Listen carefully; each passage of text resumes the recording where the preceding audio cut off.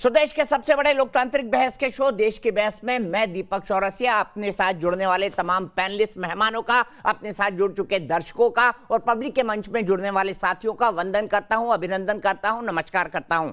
आप जानते हैं देश की बहस इकलौता बहस का शो है जो दर्शकों की राय के आधार पर चलता है। दर्शक ही तय करते हैं कि वो किस विषय पर बहस देखना चाहते हैं और दर्शक ही सीधे अपने घरों से पब्लिक के मंच के जरिए जुड़कर हमारे बहस की दशा और दिशाओं को आगे बढ़ाते हैं, उसे धार और रफ्तार देते हैं। आज बता देता हूं पब्लिक के मंच में कौन कौन जुड़ेंगे। आज पब्लिक के मंच में जम्मू से हमारे साथ जुड़ेंगे प्रमोद कपाही, मेरे साथ गाजियाबाद से जुड़ेंगी आरती पुंडीर, मेरे साथ नोएडा से जुड़ेंगी प्रज्ञा और मेरे साथ अशोक वीरमानी दिल्ली से जुड़ेंगे। ये तीन लोग पब्लिक के मंच में जुड़ेंगे। लेकिन सबसे पहले देख लेते हैं आज के बहस का मुद्दा क्या है। आज के बहस का मुद्दा कश्मीर से जुड़ा हुआ है, क्योंकि कश्मीर में दो डेवलपमेंट बड़े खास थे। पहला तो ये कि गृह मंत्री अमित शाह ने जाकर वहां पर कश्मीरियों को गले लगाने की कोशिश की, यहां तक कि गृह मंत्री अमित शाह ने कहा मैं सीधे आपसे मिलना चाहता हूं, इसलिए आपके और मेरे बीच जो बुलेट प्रूफ कांच की दीवार है उसको भी हटाता हूं। गृह मंत्री का यह कदम अपने आप में संकेत है कि वो सीधे जाकर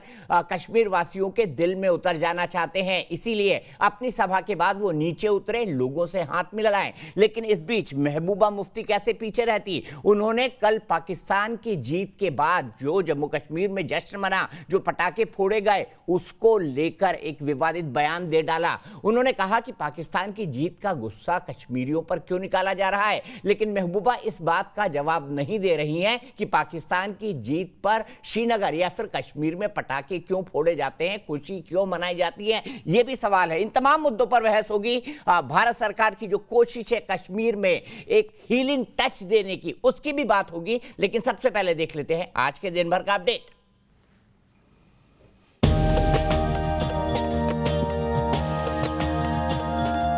घाटी के अंदर विकास के नए युग की शुरुआत हुई है। 3 दिन के कश्मीर दौरे पर गए गृह मंत्री अमित शाह ने घाटी में नए युग की शुरुआत की बात कहते हुए उन पाकिस्तान परस्तों पर जमकर पलटवार किया जो वक्त बेवक्त पाकिस्तान का राग अलापते हैं। बहुत लोगों ने सवाल उठाए कि धारा 370 जाने के बाद घाटी में कश्मीरियों की जमीन छीन ली जाएगी। आप अपने अपने गांव में जाइए और पूछिए भैया कितनी जमीन चली गई, 2 साल हो गए। मैं फारूक साहब को कहना चाहता हूं और आप सबको विशेष करना चाहता हूं, बात करनी है तो मैं मेरे घाटी के भाइयों और बहनों के साथ बात करूंगा। पीडीपी के अध्यक्ष महबूबा मुफ्ती ने क्रिकेट मैच में पाकिस्तान की टीम की जीत को अपनी पाकिस्तान परस्त राजनीति से जोड़ दिया। उन्होंने कहा, पाक की जीत का जश्न मनाने के लिए कश्मीरियों के खिलाफ इतना गुस्सा क्यों? कुछ लोग जानलेवा नारे भी लगा रहे हैं। कोई ये नहीं भूल सकता कि जम्मू कश्मीर के अलग होने और विशेष दर्जा छीनने पर कहां-कहां मिठाइयां बांटी गई थी। जबकि नेशनल कॉन्फ्रेंस प्रमुख फारूक अब्दुल्ला पाकिस्तान से बातचीत करने का राग अलाप रहे हैं। जब तक आप हमारे पड़ोसी मुल्क से बातचीत करके मामला हल नहीं करेंगे, हम नहीं आएंगे। दूसरी ओर कश्मीर में शांति और सुरक्षा का संदेश लेकर पहुंचे गृह मंत्री अमित शाह लगातार आतंकवाद के खिलाफ मोर्चा संभाले हुए हैं। हमेशा पाकिस्तान से बात करो, हुर्रियत से बात करो, लगाते रहे, क्या नतीजा हुआ? और जो शांति को खलल पहुंचाते, उनका मकसद क्या है? यहां उद्योग न लगे, यहां टूरिज्म न बढ़े, यहां का युवा बेरोजगार रहे और बेरोजगार होकर उनके बताए रास्ते पर हाथ में पत्थर उठाता है। पुलवामा के सीआरपीएफ कैंप में एक रात बिताकर गृह मंत्री अमित शाह उन लोगों को भी सख्त संदेश दे रहे हैं जो घाटी में दहशत फैलाने का मंसूबा पाले हुए हैं। देश की बहस में चर्चा है कि गृह मंत्री की 3 दिन की कश्मीर यात्रा से क्या आतंकियों के मंसूबों पर पानी फिरा है? क्या कश्मीर में नए युग की शुरुआत हो रही है या फिर पाकिस्तान परस्त महबूबा मुफ्ती जैसे नेता अपनी राजनीति चमका रहे हैं?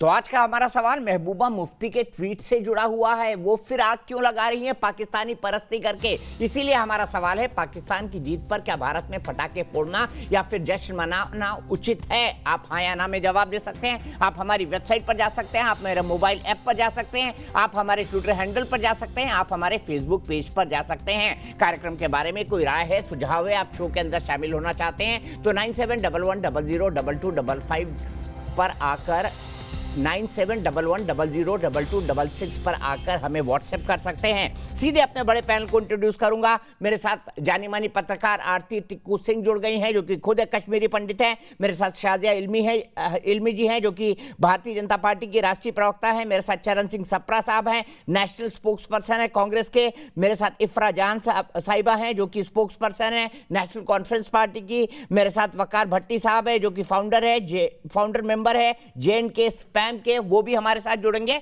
लेकिन सबसे पहले मैं शुरुआत वकार आपसे करना चाहता हूं। ये पाकिस्तान की जीत पर श्रीनगर में पटाखे फोड़ना और महबूबा मुफ्ती को उसको डिफेंड करना, क्या आप इसको ठीक मानते हैं? ऐसे दिन जब गृह मंत्री खुद आपका हाथ फैलाकर कश्मीरियों को गले लगाने की बात कर रहे हैं, अपना बुलेट प्रूफ का वो कांच हटा देते हैं, इतना बड़ा जेस्चर देते हैं। जी दीपक जी, पहले तो 2019 5 अगस्त को जब 370 और 35A को ख़त्म किया गया, उसके बाद पहली बार जनाब होम मिनिस्टर अमित शाह साहब कश्मीर के दौरे में थे और कल रात को उनका स्वागत भी किया गया कश्मीर में, जब कश्मीर में जश्न मनाया गया। यहाँ तो पूरे भारत में भाजपा और IT सेल तो ये कहने पे है कि देखिए जी, जम्मू कश्मीर की आवाम आज हमारे साथ है, 370 के बाद काफ़ी खुश है। तो मुझे खुशी रात को क्यों दिखाई दी गई जब पटाखे जलाए गए और पूरे कश्मीर में जश्न मनाया गया, और उस टाइम अमित शाह साहब श्रीनगर में ही लाइव देख रहे थे सारा कुछ। अब मैं आपसे पूछना चाहता हूँ दीपक जी, क्या अगर जम्मू कश्मीर में आप कहते हैं कि पाकिस्तान की जीत पर पटाखे फोड़ना उचित है? किसकी खुशी? आप ये कह रहे हैं वकार भट्टी की पाकिस्तान की जीत पर पटाखे फोड़ना है, खुशी मनाना उचित है? सुने लॉजिकल है? नहीं दीपक जी आप समझे नहीं, आप समझे नहीं दीपक जी, समझिए नहीं तो क्या लगता है हिंदुस्तान के हारने पे पटाखे जलाए हैं?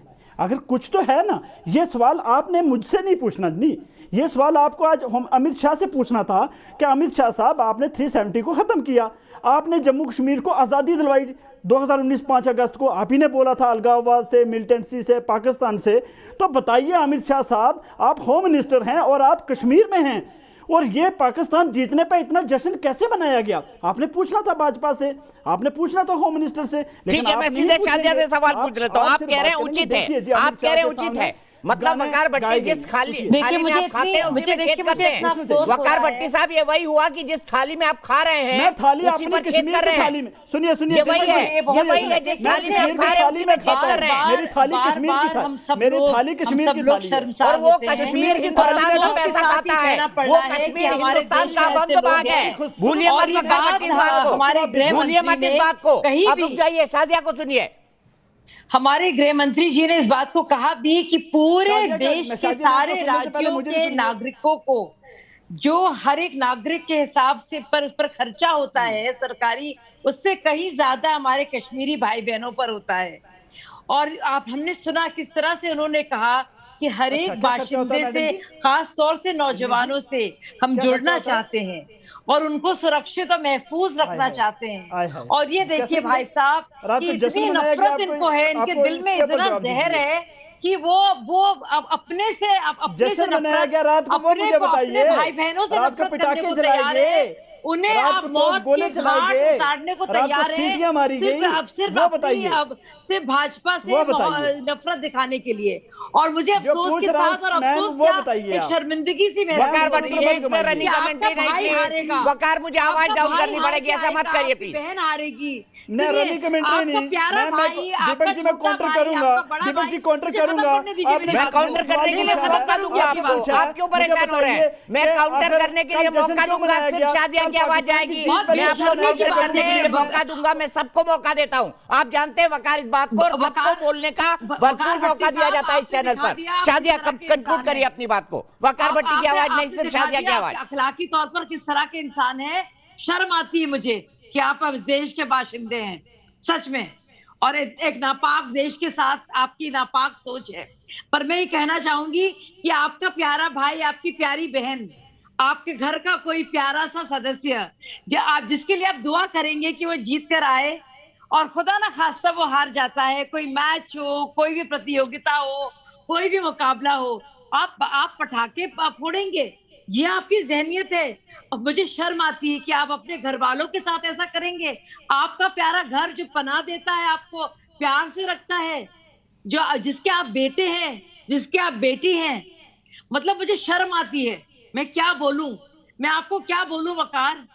आप मुझे गाली दे दो कि जितनी देनी है आपको, आप गृह मंत्री को बोल दो, भाजपा को, लेकिन आप उस सरजमीन को बोलेंगे, उस प्यारी धरती को। ठीक है, मैं वकार से जवाब ले लेता हूँ। क्या वकार वही की पाकिस्तान परस्ती, क्या वकार उन्हीं लोगों की पाकिस्तान परस्ती कर रहे हैं, उसी पाकिस्तान की परस्ती कर रहे हैं जो घाटी के अंदर खून बहाता है, निर्दोष लोगों को मारता है, कश्मीरियों को मारता है, और घाटी में पिछले 7 दशक से अमन चैन उसने नहीं कायम होने दिया है। क्या आप उस पाकिस्तान के झंडा बरदार है वकार भट्टी? हाँ या ना में जवाब दीजिए। वही पाकिस्तान जिसने घाटी में खून बहाया है, बताइए। दीपक जी सुनिए ना। अभी मैडम शाजिया ने बोला कि मैं लानत भेजती हूं। मैं पूरे जम्मू कश्मीर की तरफ से डबल लानत भेजता हूं शाजिया इल्मी जैसी सोच के ऊपर। पहली बात, जम्मू कश्मीर में जश्न मनाया गया 370 जब हमने हटाया था तो आप ही ने बोला था कि हमने आजादी दिलवाई। कश्मीर ने आपको ये कल बताया है कि हम कहाँ हैं।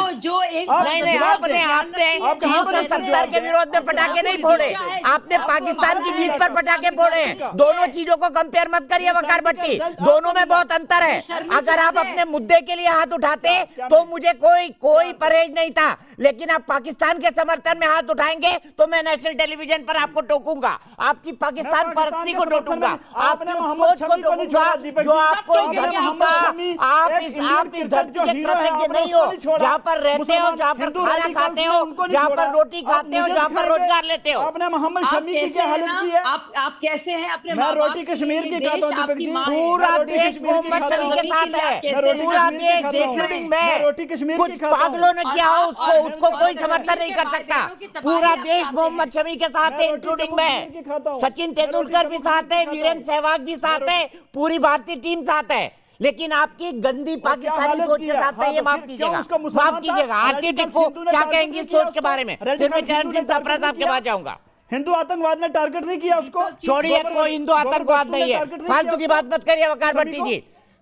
जब डिफेंस करने के लिए आपके पास कोई पॉइंट नहीं बचा तो आप हिंदू आतंकवाद चिल्लाने लग गए। कहां पर है हिंदू आतंकवाद? जय श्री राम बोलकर किसको मारा जाता है? सीरिया में, अफगानिस्तान में, वहां है ना आतंकवाद? वो अफगानिस्तान में जय श्री राम बोल के मार रहे हैं क्या? बताइए ना, आतंकवाद नाथुराम बताइए ना, बताइए वकार भट्टी, बताइए क्या? ठीक है, आरती बोलेंगी आप, किसी और की आवाज नहीं। आरती बताइए, इस सोच के लिए आप क्या कहेंगी?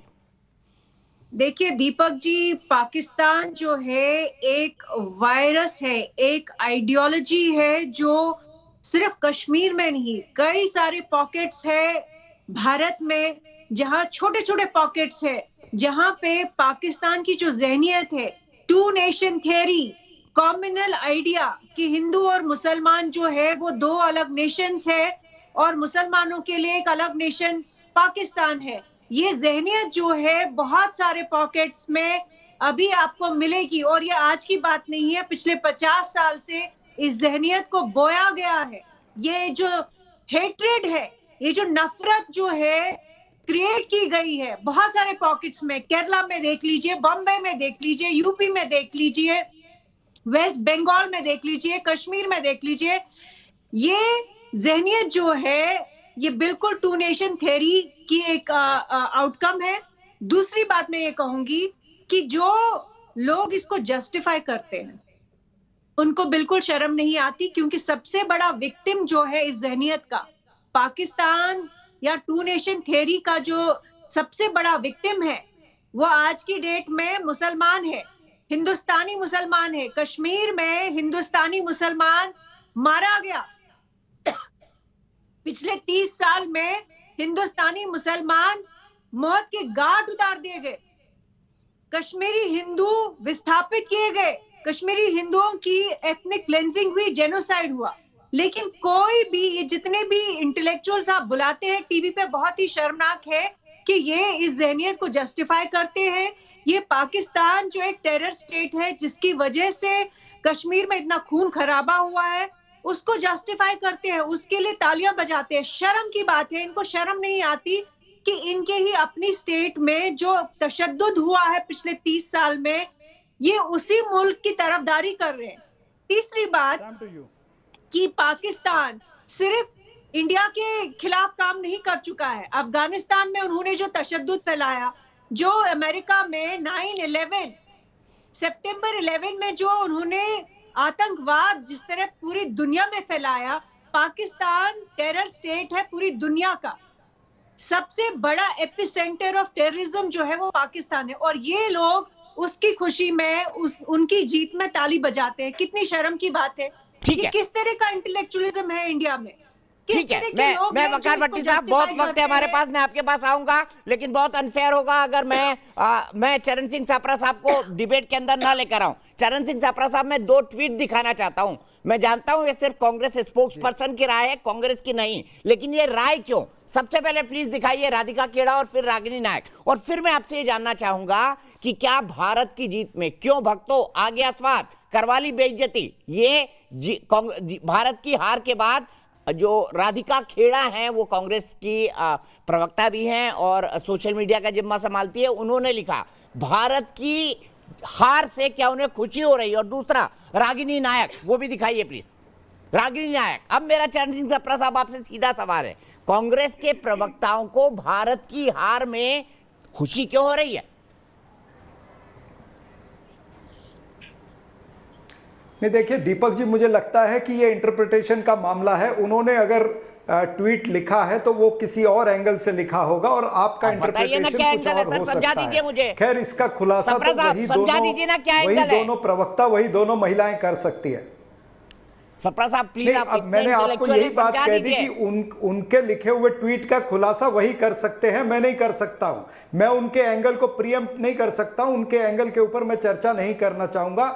आपको कश्मीर के ऊपर और अमित शाह की अगर जो यात्रा चली है, ये कश्मीर से जुड़ा हुआ है, क्योंकि महबूबा मुफ्ती इन्हीं के समर्थन में उतर कर आई हैं और महबूबा मुफ्ती ने कहा है कि कश्मीर के लोगों को पाकिस्तान की जीत पर जश्न मनाने देने की लोग जो आलोचना कर रहे हैं वो गलत है। ये आज का मौजूद मुद्दा है सर। ये ट्वीट अभी 3.5 घंटे पहले आया है और कांग्रेस के 2 प्रवक्ताओं के ट्वीट भी महबूबा मुफ्ती के ट्वीट के साइड में दिखाई दे रहे हैं, उनके समर्थन में दिखाई दे रहे हैं।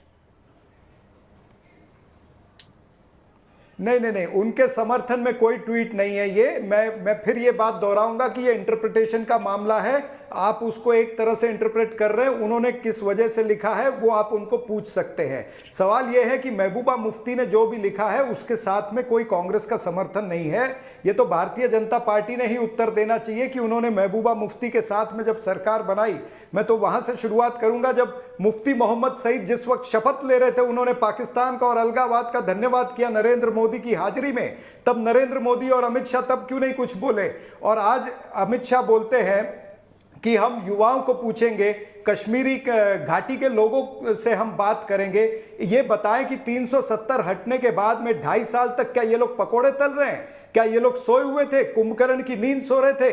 क्यों नहीं घाटी के लोगों से बात किया आपने 2.5 साल तक? और फिर ये भी बताएं कि आज जब आतंकवाद बढ़ गया है, जब लोगों की हत्या होने लगी है, जब आग लगी है, तब आप कुआं खोदना चाहते हो। आप कहते हो कि हम घाटी के लोगों से बात करेंगे। क्या आपने मसरत आलम को छोड़ा था तब घाटी के लोगों से बात की थी? आसिया अंद्राबी की फोटो बेटी बचाओ बेटी पढ़ाओ के बैनर पर आई तो क्या जनता से बात की थी? महबूबा मुफ्ती के साथ सरकार बनाई और तोड़ी तो क्या जनता से पूछ करके बनाई? आपने रेड कारपेट वेलकम अगर आईएसआई को दिया पठानकोट के अंदर तो क्या जनता से पूछ करके दिया? आपने एक तरफा युद्ध विराम किया, आतंकी और भारत की सेना के बीच में एक तरफा युद्ध विराम हुआ। मैंने आपके सब पॉइंट्स को माना कि ये 10,000 पत्थरबाजों के आपने केस वापस लिए और एफआईआर आपने मेजर आदित्य कुमार पर लिया तो क्या जनता से पूछ करके लिया? मैं बहुत सम्मान के साथ कह रहा हूं कि आपने जितने पॉइंट उठाए सब वैलिड हैं। ये सब सरकार से पूछे जाने चाहिए। आप पूछ रहे हैं, सही कर रहे हैं, क्योंकि अपोजिशन का काम ही यही है। लेकिन आपके 2 प्रवक्ताओं ने आपके इस पूरे आर्गुमेंट को धो दिया, क्योंकि ऐसा लगा कि वो पाकिस्तान के साथ खड़े हुए हैं, भारत की जीत के समर्थन, भारत की जीत पर, भारत की हार पर जश्न मना रहे हैं। आपके पूरे पॉइंट को उन्होंने नलीफाई कर दिया, माइनस कर दिया। अब आप मानते हैं कि नहीं मानते? देखिए, आप खुद मान रहे हैं इस बात को और खुद मुस्कुरा रहे हैं। पार्टी की प्रवक्ता को उत्तर देना चाहिए। नहीं, वो देंगी उत्तर, लेकिन मुझे बताइए ना। मैं तो आपके झूठ का पॉइंट वाइज उत्तर देने चाहिए। अगर मुझे मौका मिले आप जवाब दीजिए ना। इनसे 6 पॉइंट आप इस बात का जवाब दीजिए, आप इस बात का जवाब दीजिए कि आपने मैं आपके बीच में नहीं बोल रहा था शाजिया इल्मी, ये बात गलत है। मैं आपके बीच में नहीं बोल रहा था। अगर आप अभी उत्तर देंगी तो मैं बीच में बोलूंगा। आप चाहती हैं कि मैं आप उत्तर देंगी तो मैं बीच में बोलूं? आप क्यों मेरे बीच में बोल रही हैं? पहले आपसे जो सवाल पूछा गया उसका उत्तर दीजिए, फिर मैं आपके सारे सवालों का उत्तर मुझे पसंद नहीं है। आप इस तरह की डिबेट करना चाहती है तो मैं बिल्कुल तैयार हूं उस तरह की डिबेट। नहीं, मैं इंतजार कर रही हूं भाई साहब। उत्तर दीजिए कि नवाज शरीफ को मिलने के लिए नरेंद्र मोदी पाकिस्तान क्यों गए थे? बिन बुलाए मेहमान बनकर के क्यों गए थे? क्यों बेगानी शादी में अब्दुल्ला दीवाना बनकर के नरेंद्र मोदी पाकिस्तान पहुंच गए थे? भाग रहे हैं भाई साहब, आपको देना पड़ेगा। आपको ये भी उत्तर देना पड़ेगा कि निरंजन हिजोई जो आसाम के अंदर सप्रा साहब आपने सब बातें बोल ली है, आपने सब बातें बोल ली है। शाजिया इल्मी का सवाल तो सुन लीजिए, शाजिया जी का सवाल सुन लीजिए, आपने सब बातें बोल ली है। सप्रा साहब आपने बातें बोल ली है, शाजिया जी का सवाल सुन लीजिए। शाजिया जी का सवाल है, आपका बोलिए। तमाम सारी चीजों के उत्तर दीजिए। देखिए मैं उन सारी बातों का जिन्होंने बोलने को बहुत अच्छा लग रहा था, अब मैंने 6 के 12 प्रश्न बीजेपी के साथ क्यों छोड़ा, कम से कम 12 प्रश्नों का उत्तर दे दीजिए। का मैं पूरा डिटेल में बता सकती हूँ कि वो भाजपा नहीं एक और एक फ्रंट था। मैं सारी बातों का जवाब दे सकती हूँ उनका, लेकिन मैं उसमें जाना नहीं चाहूंगी क्योंकि सप्रा साहब चाहते हैं कि हम मामले को आए बाय दाएं शाएं करते हैं। मैं आए बाय दाएं शाएं नहीं होने दूंगी। आप बताइए, अगर आपके दो प्रवक्ताओं ने ऐसी बात कही है जो आपके आधिकारिक तौर पर प्रवक्ता है, तो आप उनके खिलाफ क्या एक्शन ले रहे हैं? आप पहले बताइए आप उनके खिलाफ क्या एक्शन ले रहे हैं? नहीं, हमने तो सबके सामने बताया पीडीपी के खिलाफ नहीं जा रहे। हमने सबके सामने बताया कि आर्टिकल 370 हम क्यों हटा रहे हैं। वो सब मालूम है भाई साहब। नहीं, आप जो है आप इधर उधर भाग रहे हैं, जो बहुत ही जब जाहिर है आप क्यों भाग रहे हैं, लेकिन हम भागने नहीं देंगे। हम आपको बिठाकर अच्छे से बार बार वही सवाल पूछेंगे ताकि आपको भागने का मौका न मिले। तो हम आपसे फिर से पूछेंगे, जवाब दे दीजिए कि आपने क्या प्रवक्ताओं पर कार्रवाई की? उनका सवाल लॉजिकल है, इसका भी जवाब दे दीजिए। फिर हमको कश्मीर पर ही बहस करने, हमारे पास 1 घंटे भी और बाकी है। सप्रा साहब आप जानते हैं मेरे शो को। नहीं, मुझे ये जवाब दे दे कि आईएसआई को रेड कारपेट वेलकम की इजाजत किसने दी थी? ऐसा कुछ भी नहीं हुआ है, किसी ने रेड नहीं, बिल्कुल भारतीय जनता पार्टी बिल्कुल नहीं। प्रमाण क्योंकि हमें देना था पूरे वर्ल्ड को, आईएसआई को आपने रेड कारपेट वेलकम दिया या आपने 10,000 पत्थरबाजों को छोड़ा और मेजर आदित्य कुमार पर केस लिया? आपने कम्युनिस्ट पार्टी ऑफ चाइना के साथ एक तरफा युद्ध करने वाले दो देश की सेनाओं के बीच होता है। शाजिया इल्मी, दो देश की गलवान वैली में झूठी तकरार के मामले को ट्वीट करने वाले इंसान के बीच में एक तरफा झूठे मूठे अध्यक्ष। ठीक है, अब आप दोनों एक दूसरे पर बोल रहे हैं। मैं अपने दर्शक के पास जाता हूं, तब तक थोड़ा अपनी वाणी को विराम दीजिए। आप दीजिए सप्रा साहब, शाजिया जी आप दीजिए। और सप्रा साहब, सवाल का जवाब सवाल नहीं होता, कुछ सवालों के जवाब भी देने पड़ते हैं बहस में। और यही मैं शाजिया से कहूंगा। प्रमोद कपाही मेरे एक दर्शक जम्मू से है। प्रमोद, मैच के बाद कल जो कुछ हुआ उसे कैसे देखते हैं? देखिए, ये कश्मीर में जो पहाड़े के टट्टू हैं जो पाकिस्तान के हैं, ये उनका काम है। कश्मीर की आम जनता ऐसा नहीं करती है कुछ भी। ठीक है, कश्मीर की आम जनता ऐसा नहीं करती है। तो मैं सीधे इसी सवाल को लेकर और किसी के नहीं, इफ्रा जान के पास जाऊंगा। इफ्रा जान, जिन लोगों ने कल पटाखे फोड़े उन्हें भाड़े के टट्टू कहा है जम्मू के एक भाई ने। मैं आपसे जानना चाहता हूं क्या वो भाड़े के टट्टू थे? और दूसरी बात, पाकिस्तान के भाड़े के टट्टू। और दूसरी बात मैं आपसे यह भी जानना चाहता हूं कि क्या भारत की हार पर पटाखे फोड़े जाने या जश्न मनाने को आप उचित मानती हैं? जी, मैं आपको जवाब दे देती हूँ। उम्मीद है लास्ट में आप मेरे पास आए हैं, आप बीच में नहीं काटेंगे। पहली बात तो मैं बहुत ही ज्यादा शॉक हो गई दीपक जी जब कल मैंने वो पटाखे फोड़ने वाला दृश्य देखा, क्योंकि मुझे नहीं लगा था कि नया कश्मीर में, जहां बीजेपी हर टेलीविजन चैनल पे आके कहती थी कि बीजेपी 370 हटने के बाद वहां लोग बीजेपी से इतने खुश हैं, इतने प्रभावित हैं, ये है वो है, फलाना है, ढिमकाना है, वहां पे अब नया कश्मीर है। वहां पे ऐसे दृश्य देख के मैं तो शॉक हो गई। लगता है बीजेपी जो है साफ साफ झूठ बोल रही थी। अब सवाल आपका भी जो है बहुत ही सही सवाल है। आखिरकार 370 हटने के बाद जब 5,000 कश्मीरी युवाओं को जेल भेजा गया था, उसके बाद अमित शाह जी के एक दिन आने से पहले 900 युवाओं को फिर से जेल में बंद किया गया। जम्मू और कश्मीर को एक यूटी बनाया गया, जहां उनको लोगों को कहा गया कि अब आप अपने नुमाइंदे नहीं चुन सकते क्योंकि आप अब्दुल्ला को चुनते हैं और मुफ्तियों को चुनते हैं, इसीलिए अब बीजेपी आपके लिए अपना नुमाइंदा खुद चुनेगी। वहां के लोगों को वोट नहीं दिया गया। उसके बाद इस तरीके से इंटरनेट, इतना prolonged internet ban, mobility ban, phone call पे बैन लगा दिया गया। ये सब करने के बावजूद भी मुझे लगता है जम्मू और कश्मीर और स्पेसिफिकली कश्मीर के लोग और वहां के युवा जो है अभी तक उनके बीजेपी के लिए दिल नहीं पिघले हैं। अब ऑब्वियसली ये सवाल तो हम सभी के लिए खड़ा होता है कि आखिरकार बीजेपी ने इतने अच्छे काम कश्मीरियों के लिए किए हैं, पूरा इंटरनेट बंद कर दिया, इकोनॉमी के लिए इतना विकास का काम कर दिया, और अब इंटरनेट बंद कर दिया, फोन लाइंस बंद कर दी, यूटी बना दिया, आप लोगों ने किसी को इलेक्शन में पार्टिसिपेट नहीं करने दिया। इसके बावजूद तो शाज़िया अलमी जी, आपको नहीं लगता कि कश्मीरी जो है वो तो बाहर निकल के आपको गले लगाना चाहिए? मतलब ठीक है, आपने बोला रोकिए मत, लेकिन इफ्रा आप मानती है जिन लोगों ने पटाखे फोड़े गलत किया, देशद्रोही काम किया, बताइए हाँ या ना? देखिए पहली बात तो ये, मैंने तो पटाखे नहीं फोड़े दीपक जी। मैं पूछ रहा हूँ ये सही है या गलत है? हाँ या ना में बताइए ना इफ्रा, ये सही है या गलत है? हर चीज पर आपकी राय है तो इस पर क्यों नहीं बिल्कुल बताइए ना? एक सेकंड, बिल्कुल गलत है, लेकिन मैं चाहती हूँ कि उन लोगों से पूछा जाए तो गलत है। चलिए कम से कम आपने इसको गलत कहा, क्यों फोड़े? चलिए गनीमत है, कम से कम इफ्रा ने इसको गलत कहा और वकार भाटी ने इसको गलत नहीं कहा। और एक सेकंड, आपने यहाँ पर मैं इफ्रा मैं बताती हूँ आपने क्या क्या गलत बयानी की है। मैं आपको आपने अपनी बातें रखी, आप फिर से रिपीट करेंगी। अब फिर से आपकी पूरी तकरीर में करीब 8 बार आपने इंटरनेट का जिक्र किया है, करीब 8 बार। मैं आपके सवालों का जवाब दे दूं। देखिए आर्टिकल 370 को क्यों हटाया गया और उसकी क्या वजूहात है, हमें फिर से बता सकती हूँ, लेकिन मुझे लगता है सब लोग जानते हैं। दूसरी बार भाजपा ने कभी नहीं कहा कि हम अपनी पसंद के नुमाइंदे को डालना चाहेंगे आपके सर के ऊपर। ये जरूर कहा था अमित शाह ने वहां जाकर कि 2-3 परिवारों का दबदबा है। एक तो बीच में नहीं इफ्रा प्लीज, आपके टाइम पर कोई बीच में नहीं बोला था, ये गलत है, मैं नहीं अलाउ करूंगा। जी दीपक जी मेरा एक सवाल ले सकते हैं? मैं आ रहा हूं सप्रा साहब, बिल्कुल आ रहा हूं आपके पास। जवाब दे रही हूँ, मैं आपके सवाल का जवाब दे रही हूँ इफ्रा, आप ही की सारी बातों का जवाब दे रही हूँ। ये किसी ने कहा कि भाजपा अपने नुमाइंदों को बिठाएगा और इलेक्शन नहीं होने देंगे, बल्कि हमने तो पंचायत के इलेक्शन वहां पे कराए हैं और पंचायतों को जितना ज्यादा सेंट्रल और जितना पैसा दिया गया है कभी दिया नहीं गया है। आप भी जानती हैं कितना करप्शन किया है, आप भी जानती हैं किस तरह से 3 परिवारों ने चलाया है, आप भी इफ्रा जानती हैं कि पहली बार वाकई में एक आम कश्मीरी के लिए कुछ किया गया है। इफ्रा बीच में नहीं, वो आपके बीच में नहीं बोली थी। अल्लाह झूठ ना बनाए किसी को, इफ्रा अल्लाह झूठ ना बुलाए, कभी कभार सच बोल लिया कीजिए। और असलियत को इतनी तोड़ मरोड़ कर पेश करना इफ्रा क्यों कर रही है? अच्छा काम किया है। नहीं आप बताइए, इतना ज्यादा तोड़ मरोड़ कर चीजों को पेश करना, इंटरनेट क्यों हटाया गया था उस दौरान?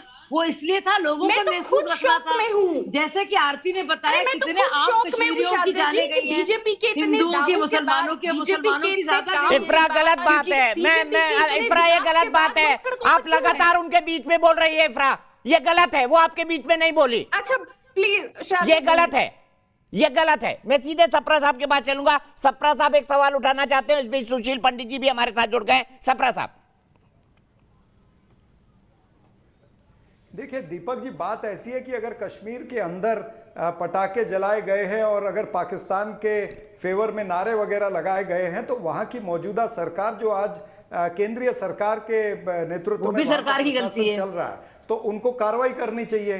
कितने लोगों पर कार्रवाई हुई, कितने लोगों पर देशद्रोह का मुकदमा ये दायर कर रहे हैं, ये सब तो सरकार की गलती है ना, सब कुछ भाजपा की गलती है, ना पाकिस्तान की गलती है, ये भी बताना चाहिए उनको, ना कांग्रेस के प्रवक्ताओं की गलती है। विदेश नीति की बात अगर हम करें तो ये भी अमित शाह को बताना चाहिए कि विदेश नीति में कहां छेद रह गया, क्यों आतंकवादी घटनाएं बढ़ रही हैं, क्यों वहां पर। रोकिए सप्रा साहब आपने बात कर दी, सीधे मैं सुशील पंडित जी के पास जाता हूँ, आपको जवाब देंगे। सुशील पंडित साहब, पाकिस्तान के समर्थन में पटाखे फोड़े गए, नारे लगाए गए, ये क्या सरकार की गलती है? बताइए सप्रा साहब, सुनिए जवाब।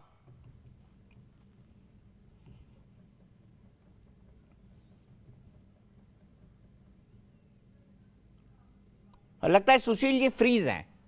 सुशील जी मेरी आवाज मिल पा रही है आपको? मुझे सुन पा रहे हैं? मैं बोलूं? जी बोलिए।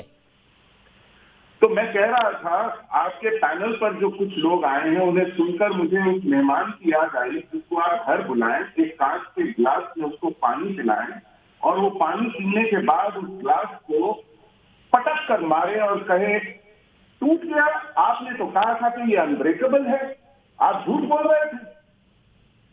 ये जहनियत है कि आप ईर्ष्यावश उस खूबसूरत ग्लास को पत्थर पर पटक कर मारे और फिर आरोप अपने मेजबान पर लगाए झूठ बोलने का कि ये अनब्रेकेबल ग्लास तो था नहीं।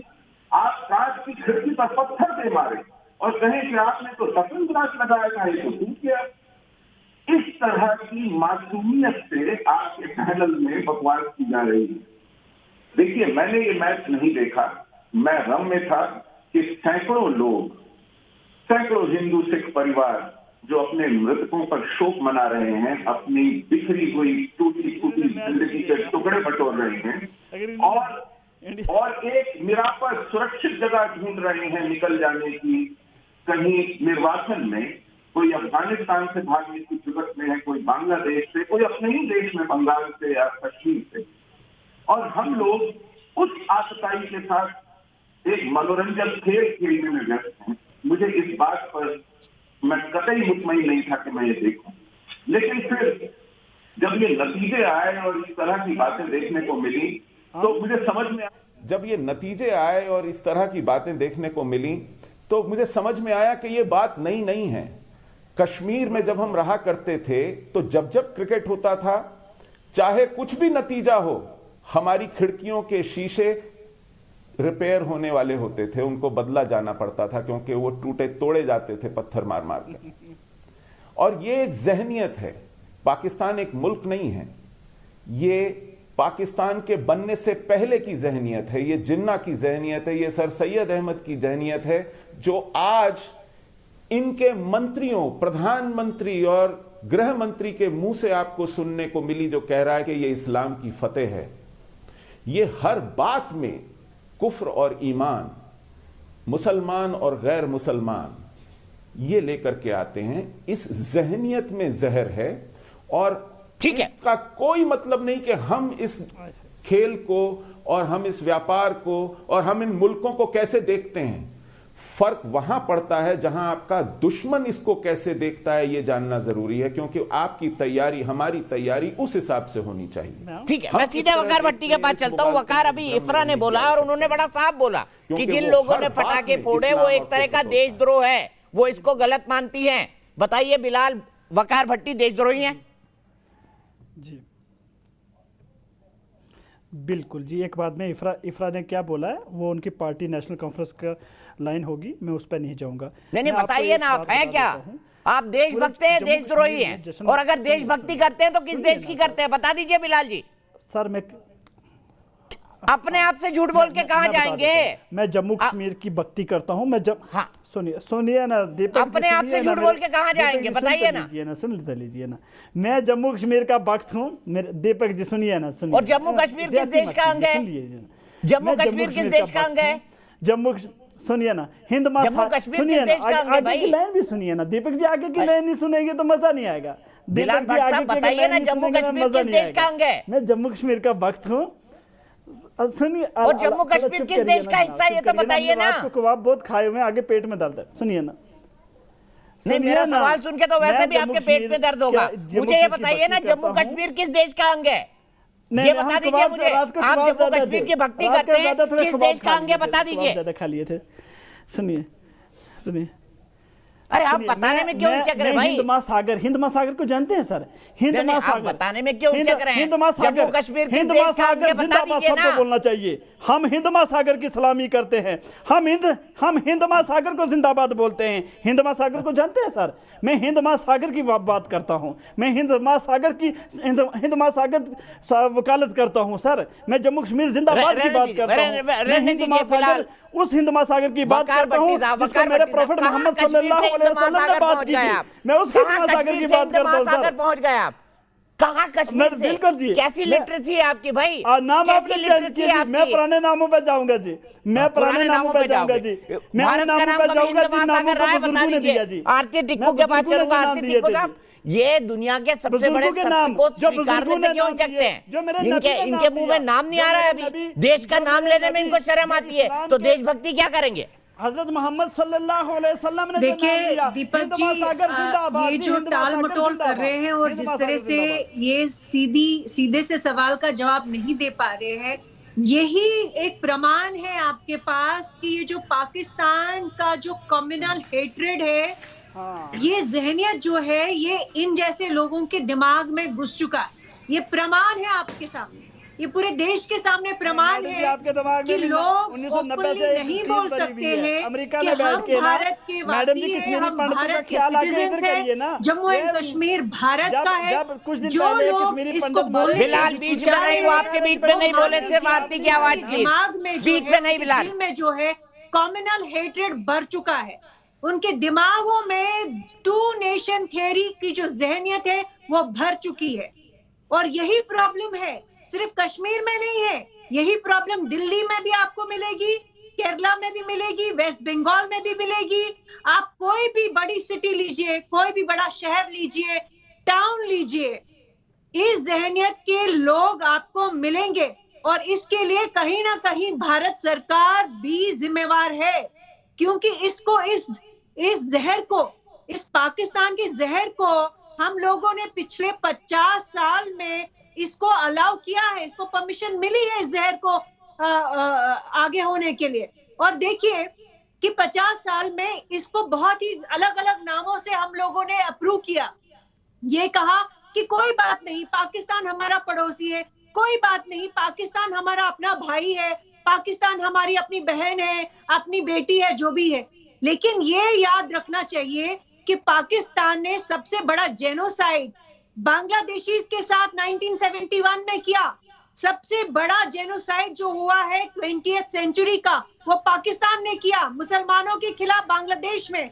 उसके बाद कश्मीर में जो सबसे बड़ा नरसंहार हुआ कश्मीरी हिंदुओं के खिलाफ हुआ 1990 में। अफगानिस्तान में जो उन्होंने अफगान मुसलमानों के खिलाफ किया है पिछले 30 साल में, 40 साल में, पाकिस्तान अल्टीमेटली जो है एक फाशिस्टिक स्टेट है, एक कम्युनल स्टेट है।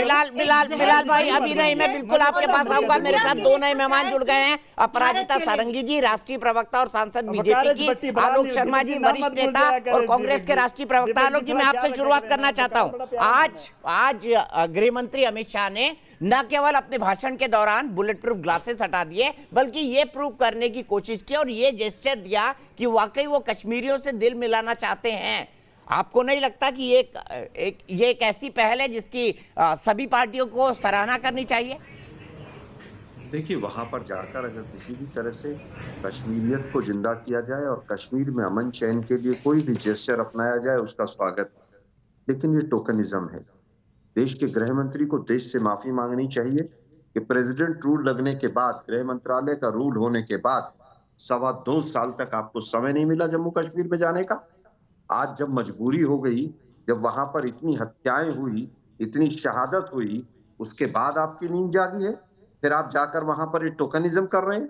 उन लोगों से पूछिए जिनके पिछले 1 महीने में घर से जो जवान थे वो शहीद हुए हैं। उस अध्यापिका जिसको पूरी तरह से टारगेट किलिंग के तहत मारा गया, उनके परिवार से पूछिए क्या हुआ है। इस टोकनिज्म के सहारे आप जम्मू कश्मीर को जिंदा करेंगे? आईटीबीपी के कैंपों में आप जाइए ना, चाइना जिस तरह से वहां पर कई जगह हमारे देश के वहां पर घुसा हुआ है। बंगाल और बिहार के चुनाव प्रचार का समय है अमित शाह जी के पास और मोदी जी के पास, लेकिन जम्मू कश्मीर जाने का समय नहीं है। कोरोना के समय में एक बार भी गए हो तो बता दीजिए, इतनी बड़ी महामारी थी। जम्मू कश्मीर को अगर इतना ही दिल से आप मानते हैं तो, क्योंकि वहां चुनाव नहीं है। चुनाव तो बंगाल में थे, चुनाव तो बिहार में थे। एक बार कश्मीरी पंडितों के शरणार्थी शिविर में भी भेज दीजिए। 2 महीने पहले वहां पर राशन नहीं मिलने के कारण खूब हड़ताल और नारेबाजी हुई है। ये टोकनिज्म से काम नहीं चलेगा। एक उड़ान योजना थी जिसमें 5000 बच्चे जम्मू कश्मीर के पूरे हिंदुस्तान में पढ़ने जाते थे। इस बार 326 बच्चे आए हैं वहां से। जरा इस पे भी देख लीजिए क्या होगा। आप बड़े बड़े बाहें फैलाकर कह रहे हैं 10,000 करोड़ का वहां पर निवेश हो गया। एक प्रोजेक्ट का नाम अपराजिता जी जरूर बताकर जाएं। 2022 में 51,000 करोड़ का हो जाएगा। ये कौन से पंडित ने, मंदिर के पंडित जी ने बताया है, वो बताकर जाएं। जवाब ले लेते हैं लोग। कितनी बहुएं वहां पर बीजेपी की आई हैं, कितने लोगों ने वहां पर जमीनें खरीदी हैं, इसका उत्तर दें। आज हालत यह है कि आपके टोकनिज्म, आपके दिखावे, आपकी दोगली नीति के कारण आज वहां से कश्मीरी पंडित वापस पलायन कर रहे हैं। ठीक है, मैं सीधे अपराजिता जी के पास चलता हूं। अपराजिता जी जवाब दीजिए। कांग्रेस पार्टी का यह कहना है कि जो कुछ गृह मंत्री अमित शाह कर रहे हैं वो सिर्फ टोकनिज्म है, एक दिखावा है, सिंसियरिटी नहीं है, ये उनका राजनीतिक आरोप है।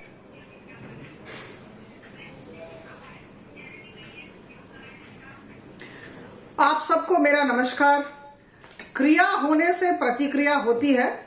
दुखद यह है कि हर बार विपक्षी दलों की और विशेषकर कांग्रेस की नकारात्मक प्रतिक्रिया होती है। और मैं आपको बता दूं कि किस परिस्थिति में कांग्रेस की किस तरह की प्रतिक्रिया होगी, इसका अंदाजा अब हम लगा लेते हैं। पता था आलोक जी निश्चित तौर पर कहेंगे कि इतनी देरी क्यों हुई, विलंब क्यों हुआ, आदरणीय अमित शाह जी अब क्यों गए। देखिए, आदरणीय अमित शाह जी देश के गृह मंत्री हैं और बहुत सारे कार्यों को सुचारू ढंग से चलाना पड़ता है। और जम्मू कश्मीर में जिस तरह का काम 5 अगस्त 2019 के बाद से आज तक हुआ है, मुझे लगता है आप सबको उसकी सराहना करनी चाहिए। और जब नीतिगत निष्पत्तियां होती हैं, नीतिगत निर्णय लिए जाते हैं, तो मुझे लगता है संसद में बैठना पड़ता है और जो कार्य हैं वो गृह मंत्रालय में करने पड़ते हैं। लेकिन मैं दाद देना चाहूंगी आदरणीय अमित शाह जी को कि जिस तरह से 3 दिन वो वहां रहे और पहली बार किसी गृह मंत्री ने सीआरपीएफ जवानों के साथ कैंप में रहने का भी निर्णय लिया, ये हम इसको नजरअंदाज नहीं कर सकते हैं। और 5 अगस्त 2019 के बाद से अब तक विकास के जिस तरह के कार्य हमने वहां हाथ में लिए और अमन चैन शांति लाने की कोशिश की जा रही है, हम ये कभी भी नहीं कहेंगे कि हम सफल हो गए। देखिए, विकास एक प्रक्रिया होती है। 70 सालों में जो नहीं हुआ वो अभी 7 सालों में हम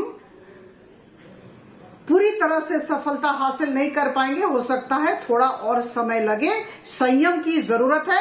लोकल बॉडी इलेक्शंस हुए, 30,000 लोग जम्मू कश्मीर में पंच और सरपंच हैं और उसमें महिलाएं भी शामिल हैं। इसे नजरअंदाज हम न करें तो बेहतर है। और 12 लाख किसान हैं जम्मू कश्मीर में और हर साल हम करीबन 6,000 रुपए उनके अकाउंट में सीधा दे रहे हैं। फाइनेंशियल इंक्लूजन में भी हर जगह बैंक ब्रांचेस खुल रहे हैं और इसी की वजह से फाइनेंशियल इंक्लूजन में भी इनकी जो संख्या है, लोगों की संख्या बढ़ती जा रही है। और मैं आपको सबको बताना चाहूंगी कि मार्च 2020 से मार्च 2021 तक की 1 साल के अंदर 1,31,000 पर्यटक गए हैं। अगर अमन चैन शांति न रहे तो पर्यटक वहां न जाए। और यह जो संख्या है पिछले काफी सालों, बहुत सारे वर्षों की संख्या से अधिक है, 1,31,000। तो जो अच्छे काम हो रहे हैं मुझे लगता है हमें स्वीकारना होगा। ठीक है, और हमें मैं आप दोनों के पास होगा। आऊंगा। वक्त है मेरे पास। आरती पुंदीर मेरी एक दर्शक गाजियाबाद से जुड़ गई हैं। आरती, क्या कहेंगी जिस तरह से कश्मीर में अमित शाह जी का दौरा हुआ और दूसरा जिस तरह से कल पाकिस्तान के जीतने पर खुशी मनाई गई, क्या ये जायज है? जी बिल्कुल भी जायज नहीं है दीपक जी। ये जिस तरह से ये जो कल पटाखे जलाए गए हैं हमारे देश में, ये समझ लीजिए कि आने वाले समय के बम हैं। बस लोग आपकी हार का इंतजार कर रहे हैं, ये मान के चल लीजिए। और हमारे आदरणीय गृह मंत्री जी ने बहुत अच्छे से ये संदेश दिया है अपना बुलेट प्रूफ हटा के, कि मतलब कि आप लोगों को डरने की जरूरत नहीं है। वहां से आतंकवाद का नामो निशान खत्म करना है। बिल्कुल जैसे कि अपराजिता जी ने कहा कि समय लगेगा, विकास का कार्य है, जरूर हमें समय की जरूरत है। ठीक है विकास आलोक जी, आप कंट्रोवर्सीज और ट्विटर वगैरह से दूर रहते हैं। ऐसा नहीं कि आप एक्टिव नहीं हैं, आप बहुत एक्टिव हैं। लेकिन आपके जो 2 नेता हैं, चूंकि पाकिस्तान के जीत पर बात निकली तो आपके 2 नेता, एक रागिनी नायक और सर्वप्रथम राधिका खेड़ा, उन्होंने ट्वीट किया है इस बात पर खुशी जताते हुए कि भारत हार गया। क्या ये कांग्रेस की स्टेटेड पोजीशन है? देखिए, मुझे लगता है वो हार या जीत के ऊपर नहीं है, वो तंज इस बात पर है कि आप खेल को भी राजनीति में घसीट लाते हैं। आप खेल को भी पूरी तरह से भारत पाकिस्तान और हिंदू मुसलमान बना देते हैं। जो पाकिस्तान करता है वो ही यहाँ पर अंधभक्त करते हैं। क्या ये सच नहीं है? आप पिछले हमारी सरकार थी जब, आप पत्रकार जगत के ट्वीट उठार लीजिए, क्या क्या कहते थे कि सब कांग्रेस गद्दार है तो क्रिकेट और आतंकवाद साथ साथ चलाती। अब किसी एक मीडिया चैनल की हिम्मत हुई हो कि सरकार ने ऐसा क्यों कर दिया, एक डिबेट हुई हो तो मुझे बता दीजिए। मुझे लगता है कि इसको खेल भावना को अलग रखना चाहिए, राजनीति को अलग रखना चाहिए।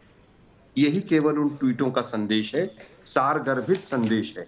अगर उसको कोई दूसरी तरह से इंटरप्रेट करेगा तो कर सकता है। आज हम उसके ऊपर डिबेट नहीं करने बैठे। मैं केवल ये पूछना चाहता हूं, अगर इतना विकास हो गया अपराजिता बहन, तो ये इंटरनेट आज गृह मंत्री के जाने के बाद क्यों बंद करना पड़ रहा है? 700 दुपहिया वाहनों को क्यों थानों में खड़ा कर दिया है? 700 लोगों के ऊपर, लगभग 550 लोगों के ऊपर केसेस क्यों दर्ज हो गए हैं? 100 लोगों के ऊपर स्पेशल प्रोटेक्शन एक्ट का कानून क्यों लगा दिया गया है? अगर इतने अच्छे हालात हैं वहां पर, तो फिर तो ये सब नहीं होना चाहिए। फिर ये टोकनिज्म क्यों हो रहा है सब? मैं पूछना चाहता हूं, एक प्रोजेक्ट का नाम बता दीजिए जिसकी नींव इस सरकार ने 7 साल में रखी। जवाब ले लेते हैं, उसके बाद मुझे ब्रेक लेना है। आलोक जी आपके वैलिड सवाल हैं, अपराजिता जी बताइए, दोनों बातों का जवाब दीजिए। जो कांग्रेस के प्रवक्ताओं के ट्वीट है और जो आरोप आलोक शर्मा जी ने लगाए। मैं केवल ये पूछना चाहता हूं, एक परियोजना का नाम बता दीजिए जो मोदी सरकार ने 7 साल में शुरू की हो और वो पूरी हो गई। उसका नाम बता के जाइएगा आप जरा। विकास तो बहुत हो गया हमारा, गजब कर रहे हैं आप लोग, झूठ बोलने के मास्टर हो गए हैं आप लोग।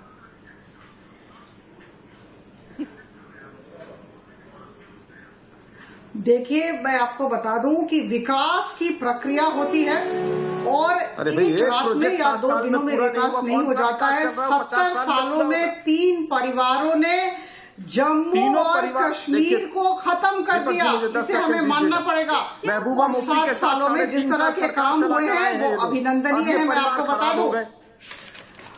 और जहां तक 3.5 साल सरकार आप लोगों ने चलाई, अब वो लॉ एंड ऑर्डर का सवाल है, मैं आपको कह दूं काम था तो महबूबा आलोक जी प्लीज कंप्लीट करने दीजिए उनको। देश के गृह मंत्री जा रहे हैं और कुछ दिन पहले कुछ सिविलियंस की हत्या हुई। जब आपने कहा, मैंने नहीं कहा, जब आपने कहा आलोक जी तो मैंने इंटरप्ट नहीं किया। तो मैं जब बोलती हूं तो गरिमा मेंटेन करें। देखिए, ऐसा है, जब देश के गृह मंत्री जम्मू कश्मीर जा रहे हैं तो कुछ एहतियात बरतने पड़ेंगे। कुछ दिन पहले पाकिस्तान समर्थित इस्लामिक आतंकवादियों ने कुछ सिविलियंस को मारा है। तो ऐसे परिप्रेक्ष्य में, ऐसी स्थिति में, ऐसी पृष्ठभूमि में जब गृह मंत्री देश के जा रहे हैं तो निश्चित तौर पर एहतियात बरतने होंगे। मुझे लगता है कॉमन सेंस है, इसको बड़ी बात न बनाए। बात करें विकास की, बात करें जो हमारे एजेंडा हैं उनको लेकर बातचीत करें। हम जिस तरह से कार्य किए जा रहे हैं, 100% वैक्सीनेशन हुआ है वहां, इसे स्वीकार लें आप। जितने भी एडल्ट हैं, जितने भी वयस्क हैं, जैसी स्थिति है वहां, फिर भी हमने 100% वैक्सीनेशन वहां किया है, कोरोना वैक्सीनेशन। मैं यहीं पर रुकूंगा आलोक जी, मैं आपको बिल्कुल 10 नहीं 30 सेकंड दूंगा, लेकिन ब्रेक के बाद मेरे लिए बहुत टाइट है, ब्रेक मुझे लेना ही है। ब्रेक के बाद फिर से बहस का सिलसिला शुरू करें।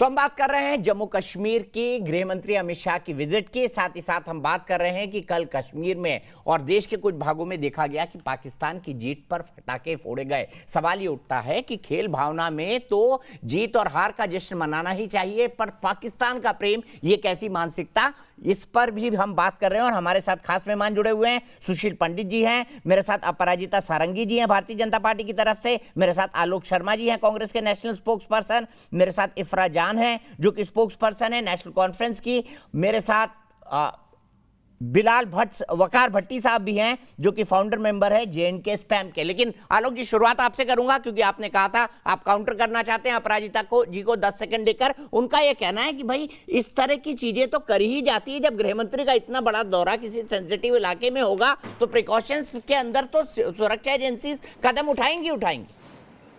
देखिए, मुझे लगता है सुरक्षा बहुत जरूरी है, देश के गृह मंत्री हैं, लेकिन दुर्भाग्य यह है कि 7 साल में से 2.5 साल तो इंटरनेट बंद रहा और पिछले 2.5 साल से वहां के बच्चे स्कूल नहीं जा पाए हैं। ये कौन सा विकास है?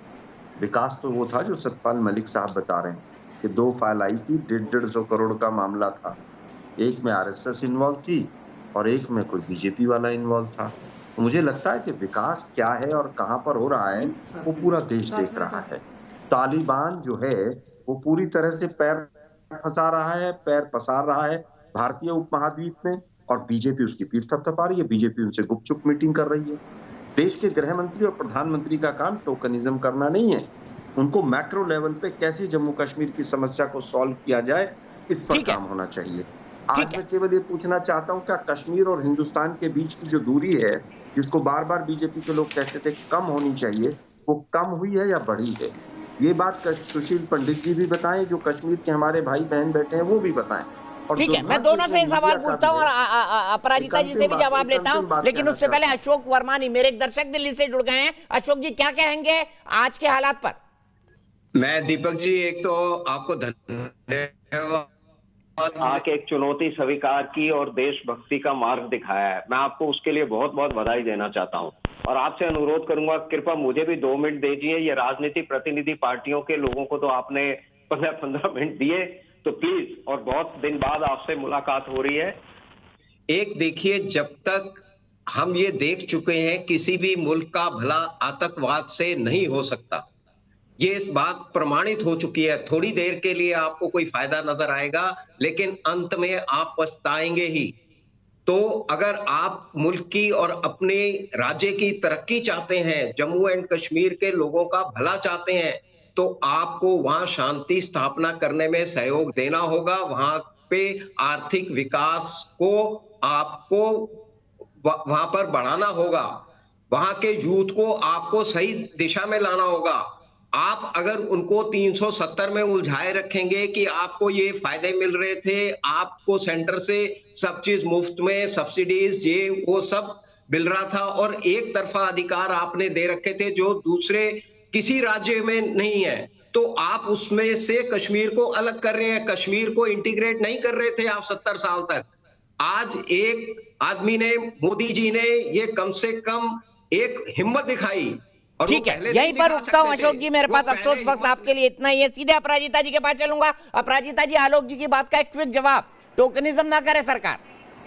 फिर सुशील पंडित जी और बिलाल जी। वकार जी, माफ कीजिएगा। 70 सालों में तीन परिवारों ने 3 मेडिकल कॉलेज जम्मू कश्मीर में बनवाए और 7 सालों में मोदी जी ने 7 मेडिकल कॉलेजों की स्थापना की। पुलवामा में अभी भी एम्स बिल्डिंग का काम चल रहा है और बहुत शीघ्र कहा जाता है कि 1.5-2 महीने में ये एम्स की बिल्डिंग तैयार हो जाएगी और आदरणीय प्रधानमंत्री या आदरणीय गृह मंत्री इसका उद्घाटन करेंगे। और 900 करोड़ लागत में IIT और निफ्ट के कैंपस उठ रहे हैं।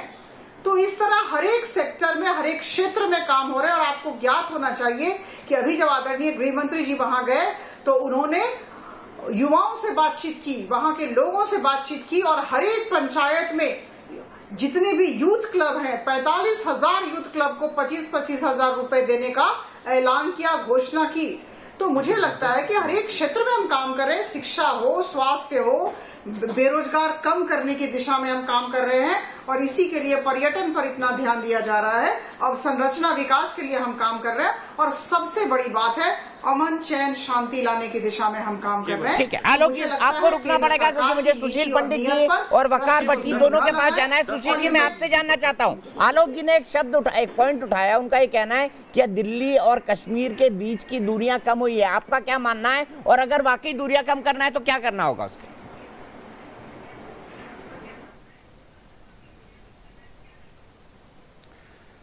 देखिए, सबसे पहले ये लफाजी छोड़नी पड़ेगी कि दिल से दिल्ली की दूरियां कम कर रहे हैं। इस दूरी की वजह से लोग वहां कलाशनिकोव लिए नहीं घूम रहे हैं। लोग वहां पर जब आतिशबाजी करके नाच गाना शुरू करते हैं एक मैच हारने पर, तो वो इसलिए नहीं करते हैं क्योंकि आपने वहां हाईवेज थोड़े टाइम पे नहीं बनाए या सुरंग थोड़ी छोटी कर दी। ये उस सब के बावजूद हो रहा है। वहां का आतंकवाद, वहां का जिहाद आपके विकास का मोहताज नहीं है। वो विकास के बावजूद ये सब कर रहा है। आप विकास में भटकते भटकाते हुए इस जिहाद का इलाज नहीं ढूंढ पाएंगे। आप कितना मर्जी उल्टा लटक जाइए, आप बिछ जाइए, लुट जाइए, जिहाद को इसकी परवाह नहीं है कि आप कितना विकास कर रहे हैं और कितना कर पाएंगे आगे। इसलिए ईश्वर के लिए जिहाद पर अपने 80,000 करोड़ न्यौछावर मत कीजिए। उस पर रुपयों की बरसात करके आप शांति नहीं खरीद पाएंगे। उसके लिए कमर कसनी पड़ेगी, उसके लिए कैसो और कैडो करना पड़ेगा जो साल भर से नहीं हुआ है, उसके लिए स्पेशल ऑपरेशन ग्रुप्स का मुखिया तय करना पड़ेगा जो साल भर से नहीं हुआ है, उसके लिए अवैध हथियार बरामद करने पड़ेंगे, उसके लिए एनकाउंटर्स तेज करने पड़ेंगे, उसके लिए दिल जीतना और मुबारकबादें देना, जाकर के सैर कराना शिकारों पर और कुछ मिनट्स के लिए अपना बुलेट प्रूफ शीशा हटवा लेना काफी नहीं है। माफ कीजिएगा।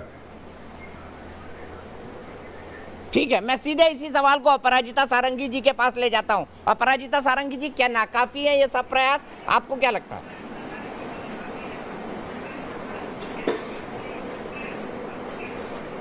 मुझे लगता है जितने भी प्रयास किए जा रहे हैं अभिनंदनीय प्रयास हैं। चश्मा बदलने की जरूरत है, हम वही देखते हैं जो देखना चाहते हैं। तो अब अभी आज के समय इस क्षण में हमें बहुत संयम बरतने की जरूरत है, थोड़ा धैर्य रखने की जरूरत है। विकास एक प्रक्रिया है और केंद्र सरकार की नीति और नीयत पर प्रश्न चिन्ह न लगाएं और हाथ मिलाकर काम करें और कभी अच्छी बातें भी कहें और अभिनंदन भी दें और शुभेच्छा भी दें। ठीक है, मैं प्रज्ञा नोएडा से मेरी एक दर्शक है, उसके बाद मैं वकार भट्टी के पास जाऊंगा और मेरा बड़ा डायरेक्ट सवाल होगा और उसके बाद आलोक शर्मा जी के बाद। प्रज्ञा मुझे बताइए क्या कहेंगी आज के कश्मीर के हालात पर? क्या सब कुछ ठीक हो रहा है? क्या चीजें बेहतर हो रही हैं? आपको क्या लगता है? सर, अगर चीजें बेहतर हो रही होती तो इस तरीके से विवाद नहीं हो रहा होता यहाँ पे। ठीक कहा आपने। जी बिल्कुल ठीक कहा प्रज्ञा। और वकार, मैं आपसे जानना चाहता हूं, आज मेरे साथ आप दोहराइए कि मैं जम्मू कश्मीर में रहता हूं, जम्मू कश्मीर मेरा राज्य है और ये भारत देश का अभिन्न अंग है। जी जी सर, आपको पता है कि पूरे देश में अगर आप बात करते हैं ना, एक तरफ किसानों की और यहाँ किसान कहाँ गए भाई? मैं एक छोटी सी बात आपको बोलने को बोल रहा हूँ, जो यूनिवर्सल ट्रुथ है, इसमें किसान कहाँ गए? विकास की बात कर रहा हूँ। अरे आप सिर्फ इतना बोलिए ना, विकास की बात पे क्यों नहीं आने देते आप? मैं जम्मू कश्मीर में रहता हूँ, ये भारत देश का अभिन्न अंग है। बोलिए क्या दिक्कत है? बोलिए क्या दिक्कत है? मैं जम्मू कश्मीर में रहता, सुनिए, मैं जम्मू कश्मीर सुनिए ना, मैं जम्मू कश्मीर में रहता हूँ। ये जम्मू कश्मीर मेरा है, मेरा था, मेरा रहेगा, किसी के बाप दादा की जागीर नहीं है और मैं हिंद महासागर का भी नावासी हूँ। ये बोलिए ना, महासागर का हिस्सा है। बिल्कुल, जम्मू कश्मीर देश के बारे में नहीं बोल सकते। मतलब कोई आदमी जम्मू कश्मीर इतना बेशरम है कि अपने देश का नाम भी ना ले। ये कौन सी राष्ट्रभक्ति है बताइए ना? ये कौन सी देशभक्ति है जो अपने देश का नाम भी ना ले? आप सुन नहीं रहे जी। ना आप बताइए, आप पहले बोलिए। ये तो मैं आपको बोलने नहीं दूंगा, आप मुझे बताइए, कहिए आप कि मैं जम्मू कश्मीर में रहता हूँ और ये भारत देश का अभिन्न अंग है। बोलिए। मैं जम्मू कश्मीर में रहता हूं और ये हिंद महासागर का अंग है। हिंद महासागर का अंग भारत देश कब से हो गया भाई? That's it. हिंद महासागर का अंग कहां से हो गया? यहाँ तो प्रशांत की खाड़ी भी है। हिंद महासागर पुराना नाम है जनाब। आपको इस देश का नागरिक कहने में अगर शर्म आ रही है तो वकार भट्टी रह क्यों रहे हैं यहाँ पर? माफ कीजिएगा, ये लाइन बोल रहा हूँ आपसे। अगर आपको इस देश का नाम लेने में शर्म आ रही है, वो पुरानी सोच है, थोड़ी पुरानी थिंकिंग है। थोड़ी मैं पुरानी थिंकिंग का इंसान हूँ, थोड़ी पुरानी सोच का आदमी हूँ। तो अपनी थिंकिंग भाई अपने पास ही रखिए, इस देश में प्रोपेगेंडा मत करिए। आलोक शर्मा जी और फिर एक कंक्लूडिंग कमेंट अपराजिता जी का। देखिए, मुझे आलोक जी 30 सेकंड आपके, 30 सेकंड अपराजिता जी का, 1 मिनट है मेरे पास। देखिए, मैंने पूछा उस 150 करोड़ की फाइल कौन सी थी, नहीं पता चला। अमरनाथ श्राइन बोर्ड को कब जमीन मिलेगी? अब तो वहां पर धारा 370 है ही नहीं, जैसा कि बीजेपी कहती है, जबकि मैं कहता हूँ धारा 370 अभी भी है। धारा 370 के बगैर कश्मीर हिंदुस्तान का हिस्सा ही नहीं है। मुझे कोई एक कागज दिखा दीजिए जिसमें लिखा हो कि धारा 370 अब हिंदुस्तान के संविधान का हिस्सा नहीं है। लेकिन शायद अब बीजेपी की नया अपराजिता जी क्विक जवाब अपराजिता जी। आलोक जी भाई मेरे पास वक्त नहीं है, प्लीज।